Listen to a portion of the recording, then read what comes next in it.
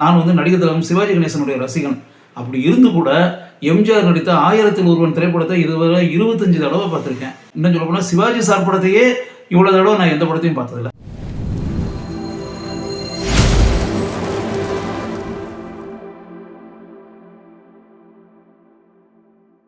இப்போ உங்களுக்கு மக்கள் திலகம் எம்ஜிஆரை பற்றி ஒரு அருமையான விஷயத்தை நான் சொல்கிறேன். அதாவது எம்ஜிஆர் அப்படின்போது எந்த அளவுக்கு திரைப்படங்களில் நடித்து காலத்தை கடந்து நம்முடைய உள்ளங்களில் உயிர்ப்புடன் வாழ்ந்து கொண்டிருக்கிறார் அப்படின்றதெல்லாம் தெரியும்ல. ஏன்னா எம்ஜிஆருடைய திரைப்படங்கள் அப்படின்னு வரும்போது காலத்தை கடந்து எத்தனை வருடங்கள் ஆனாலும் அவர் நடித்த திரைப்படங்களை நம்மளால் மறக்கவே முடியாது.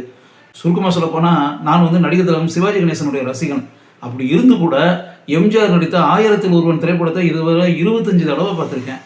அன்பேவாவை 25 டைம்ஸ் பார்த்துருக்கேன். இன்னும் சொல்ல போனால் சிவாஜி சார் படத்தையே இவ்வளோ தடவை நான் எந்த படத்தையும் பார்த்ததில்லை. நான் அதிகபட்சம் சிவாஜி நடித்த படத்தில் கர்ணன் படத்தை 10 தடவை பார்த்துருக்கேன். அதான் அதிகபட்சம் சிவாஜி நடித்த படத்தை நான் பார்த்தது. எம்ஜிஆர் நடித்த படத்தை இந்த 2 படத்தையும் 25 டைம்ஸ் பார்த்துருக்கேன். இன்னும் சொல்ல போனால் இப்போ கூட 1000ல் ஒருவன், அன்பேவா இந்த 2 திரைப்படமும் பார்க்கக்கூடிய சந்தர்ப்பம் வந்துச்சு அப்படின்னா இப்போ கூட நான் பார்ப்பேன். அந்த அளவுக்கு என்னுடைய உள்ளத்தில் பசுமையாக வாழ்ந்து கொண்டிருக்கக்கூடிய திரைப்படங்கள் இந்த 2 படமும், அன்பேவாவும் 1000ல் ஒருவனும்.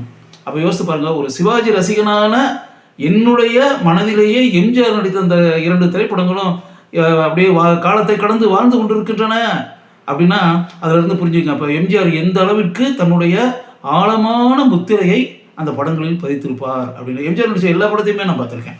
சிவாஜி நடித்த எல்லா படத்தையும் எப்படி நான் பார்த்துருக்கணும், அதே மாதிரி எம்ஜிஆர் நடித்த எல்லா திரைப்படங்களையும் பார்த்துருக்கேன்.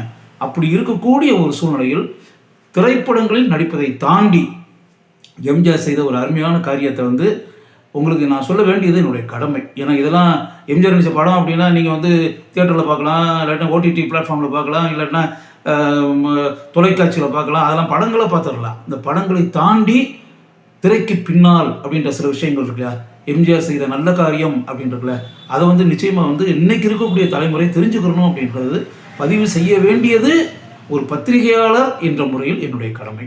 அதுதான் இப்போ நான் உங்களுக்கு சொல்ல போகிறேன். அதாவது எம்ஜிஆரை பொறுத்தளவில் படங்களை நடிச்சு அப்படின்றது ஒரு பக்கம் இருந்தால் கூட எம்ஜிஆர் எந்த அளவிற்கு ஒரு பத்திரிகையாளருக்கு உதவி இருக்கிறார். பத்திரிகையாளருக்கு உதவினா பண உதவி கிடையாது. ஒரு 10,000மோ 20,000மோ 50,000மோ அப்படி பண உதவி கிடையாது. பண உதவியை தாண்டி, பண உதவி அல்ல, அப்படி ஒரு பத்திரிகையாளரை அவர் மிகப்பெரிய உயரத்துக்கு வளர்த்து விட்டுருக்கிறார். அந்த காரியத்தை எம்ஜிஆர் செய்தது அப்படின்றதுல அதை தான் இப்போ நான் உங்களுக்கு சொல்ல போகிறேன். அதாவது எப்படின்னா, நீங்கள் அதிகமாக கேள்விப்பட்டிருப்பீங்க, மணியன் அப்படின்னு சொல்லுவேன். மணியன் இதயம் பேசுகிறது மணியன். இதயம் பேசுகிறது மணியன்னு சொன்னால் தான் தெரியும். மணியன் அப்படின்னு சொன்னால் தெரியாது. ஏன்னா மணியன் ஓவியர் கூட இருக்கார். இதயம் பேசுகிறது மணியன் அப்படி சொல்லணும். அந்த மணியன் யாருன்னா ஆனந்த விகடன் பத்திரிகையில் ஆசிரியராக இருந்தவர். ஆனந்த விகடன் பத்திரிகையினுடைய ஆசிரியராக இருந்தவர். அந்த குடும்பத்தை சேர்ந்தவர் அப்படி வச்சுக்கோங்க.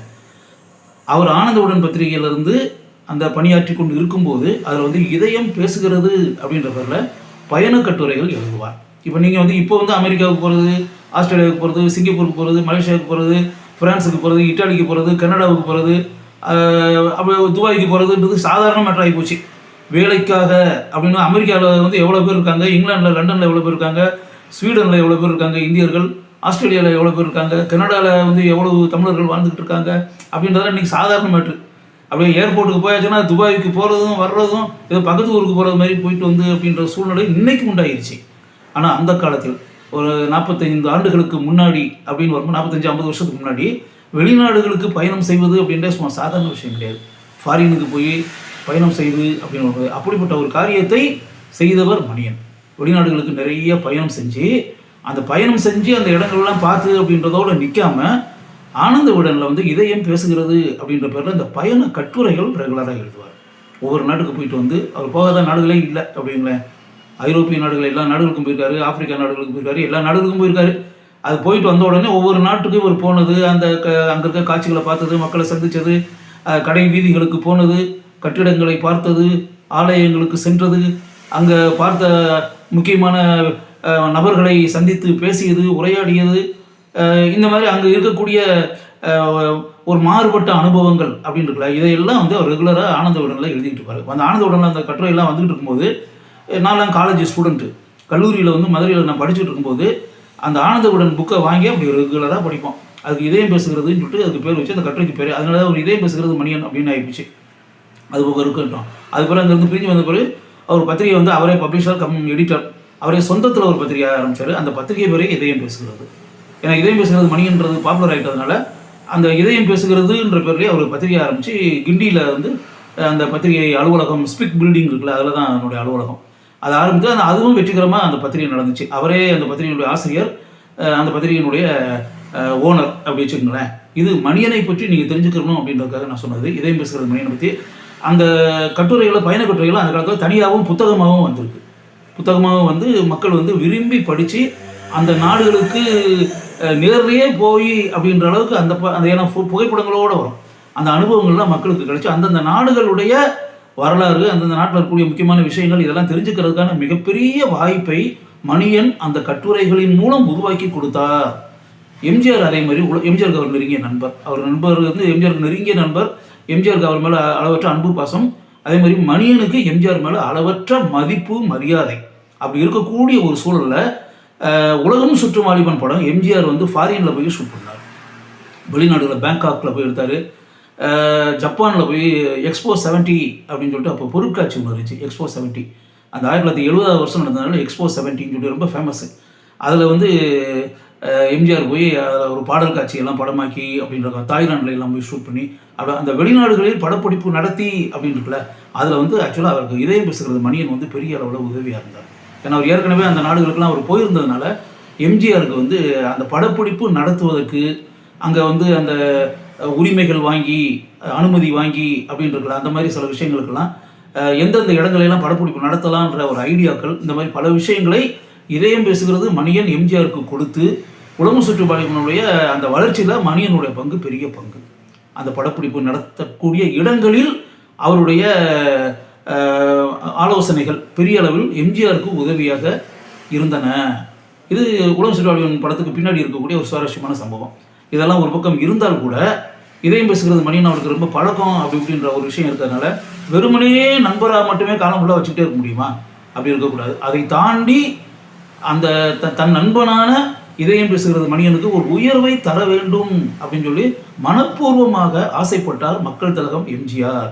அப்படி ஆசைப்பட்டதனுடைய விளைவு அவரை பட தயாரிப்பாளராக உயர்த்தினார். நீங்கள் வந்து பத்திரிகை ஆசிரியர் அதெல்லாம் ஒரு பக்கம் இருக்கட்டும், நீங்கள் இப்போ பத்திரிகை ஆசிரியராக இருங்க, பத்திரிகை சொந்தத்தில் நடத்துங்க, அந்த பத்திரிகை உலகத்தில் நீங்கள் மிகப்பெரிய நபராக இருங்க, புதினங்கள் எழுதுங்க, சிறந்த எழுத்தாளராக இருங்க, சிறந்த நாவலாசிரியராக இருங்க. இதெல்லாம் ஒரு பக்கம் இருந்தால் கூட உங்களை வந்து வாழ்க்கையில் அடுத்த உயர்வுக்கு உங்களை நான் உயர்த்தி விடணும். அது என்னுடைய கடமை. ஏன்னா நீங்கள் வந்து எனக்கு எவ்வளோ விஷயங்களை உதவியாக இருந்திருக்கீங்க, அப்போ உங்களுக்கு நான் மியூச்சுவலாக நான் ஏதாவது உதவியாக இருக்கணும்ல, உதவி செய்யணும்ல அப்படின்னு சொன்ன எம்ஜிஆர் அவரை வந்து பட தயாரிப்பாளராக மாற்றினார். மாற்றி அவரோடு சேர்ந்து வித்வான் லட்சுமணன் அப்படின்னு, அந்த வித்வான் லட்சுமணன்றது ஒரு பிரபல ஜோதிடர். அவர் ஆக்சுவலாக ஆனந்த உடனில் பாலஜோதிடம் அப்படின்ற பேரில் வந்து அவர் ஜோதிட விஷயங்கள்லாம் எழுதிட்டாரு. எம்ஜிஆருக்கு அவர் நல்ல பழக்கம். என்ன சொல்ல போனால் எம்ஜிஆர் சத்யமூவிஸ் உருவாக்கின காவல்காரன், கண்ணன் என் காதலன், இந்த மாதிரி படங்கள் எல்லாம் கதை இலாக்கா அப்படின்ற ஒன்று இருக்குல்ல, அதிலெல்லாம் அவர் வந்து கூடமாட ஆரம் வீரப்பன் தயாரித்த அந்த படங்களில் கூடமாட இருந்திருக்காரு நீலகண்டனுடன், இயக்குனர் நீலகண்டனுடன். அதனால் எம்ஜிஆருக்கு அவரும் பழக்கம். தனிப்பட்ட முறையில் அதெல்லாம் தாண்டி அவர் ஒரு ஜோதிடர், பிரபல ஜோதிடர். பாலஜோதிடம் அப்படின்ற பேரில் வந்து ஜோதிட பகுதியை ஆனந்தவுடன் எழுதி கொண்டிருந்தவர், இதயம் பேசுகிறது எழுதி கொண்டிருந்தவர். இது ஒரு பக்கம் இருக்கட்டும். இப்போ இவங்க 2 பேரையும் இணைத்து, அவங்க 2 பேரும் நண்பர்கள், அவங்க 2 பேரையும் இணைத்து 2 பேரையும் தயாரிப்பாளர்களாக உயர்த்தினார் எம்ஜிஆர். அப்படி அவர்களை உயர்த்தி உருவாக்கப்பட்ட நிறுவனம் தான் உதயம் புரொடக்ஷன்ஸ். உதயம் புரொடக்ஷன்ஸ்ன்ற பேனரில் அவங்க 2 பேரையும் தயாரிப்பாளர்களாக எம்ஜிஆர் உயர்த்தினார். அவர்கள் தயாரித்த திரைப்படம் தான் இதய வீணை. எம்ஜிஆர் நடித்த படம் இதய வீணை. அந்த படம் வந்து திரைக்கு வந்து 100 நாட்கள் ஓடியது. அந்த இதய வீணை படத்தை இயக்கியவர்கள் இரட்டை இயக்குநர்களான கிருஷ்ணன் பஞ்சு. 1972ஆம் வருடம் 1972 அந்த படம் வந்து மிகப்பெரிய வெற்றி படமாக அமைந்தது. தன் நண்பர்களை தயாரிப்பாளர்களாக உயர்த்தி விட்டு எம்ஜிஆர் கேல்ஷீட் கொடுத்து கதாநாயகனாக நடித்து வெற்றியை பெற்ற படம், மக்களுடைய ஆதரவை பெற்ற படம். அதுக்கு அடுத்து அதே உதயம் புரொடக்ஷன்ஸ் பேனரில் இதயம் பேசுகிறது மணியனும் வித்வான் லட்சுமணனும் இணைந்து தயாரித்த திரைப்படம் தான் சிரித்து வாழ வேண்டும். எம்ஜிஆர் தான் கதாநாயகன் அந்த படத்துலையும்.